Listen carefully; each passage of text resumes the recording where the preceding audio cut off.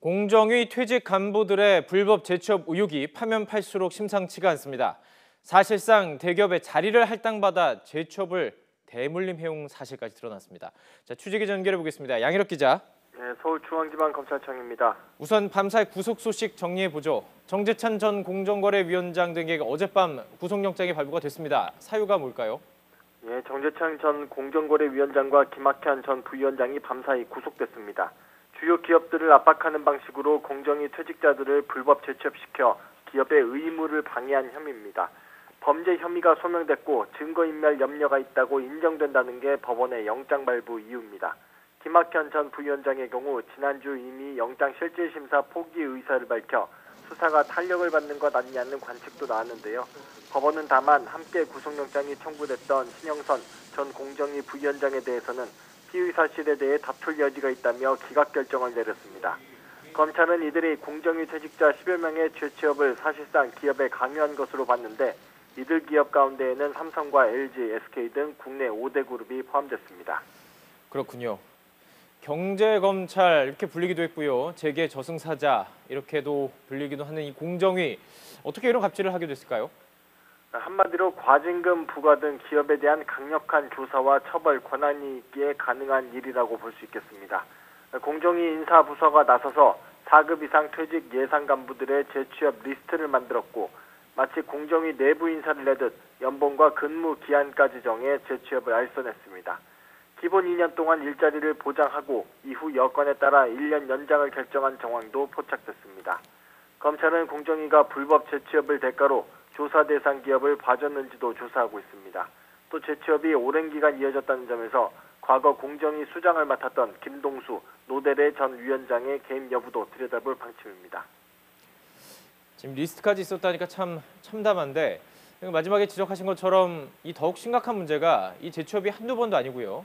관행처럼 되풀이됐다. 그리고 심지어 자리 대물림까지 벌어졌다고요.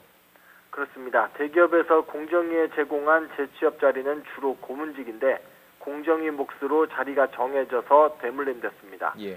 짧게는 3년, 길게는 5년 동안 임기를 마치면 또 다른 퇴직자가 자리를 물려받는 식입니다. 구체적으로 한번 살펴보면요. 공정위 대구 사무소장 출신이 재취업했던 삼성카드 상근 고문 자리가 있는데 5년 뒤에 서울사무소 제조 하도급 과장이 물려받았고요. 또 기아차와 GS 리테일에서도 고문 자리는 공정위 퇴직자 몫으로 대물림됐습니다. 특히 SK 하이닉스의 재취업 대물림된 시기가 중요한데요. 올해 5월입니다. 현 김상조 위원장 체제에서도 대물림이 이어졌다는 얘기가 되는 겁니다. 예. 최근 10년 동안 공직자윤리위원회에 재취업 심사를 신청한 공정위 퇴직자를 살펴봤더니 47명 가운데 6명만 빼고는 모두 심사를 통과해서 재취업했습니다. 퇴직을 앞두고 비경제부서를 돌면서 경력을 관리한 덕분입니다. 관련 자료를 공개했던 유동수 더불어민주당 의원의 말을 한번 직접 들어보시죠.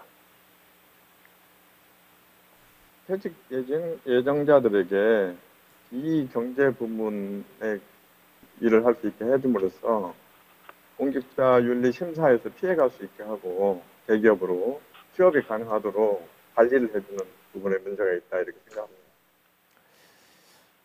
지난 5월 최근이라고 볼 수 있는데 김상조 현 공정위원장 체제에서도 이 대물림이 벌어졌다. 사실은 문제가 더 커질 수도 있는 거 아니겠습니까? 이 부분에 대해서 검찰이 칼날을 겨눌까요?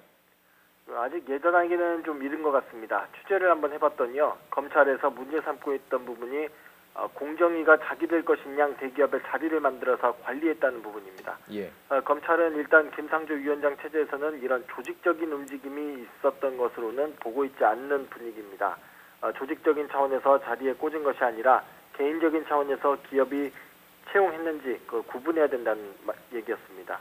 만약 김상조 위원장 체제에서도 공정위의 공권력을 이용해서 재취업이 이뤄졌다면 당연히 문제가 되겠죠. 하지만 일단은 아니라는 게 검찰의 판단으로 보여집니다.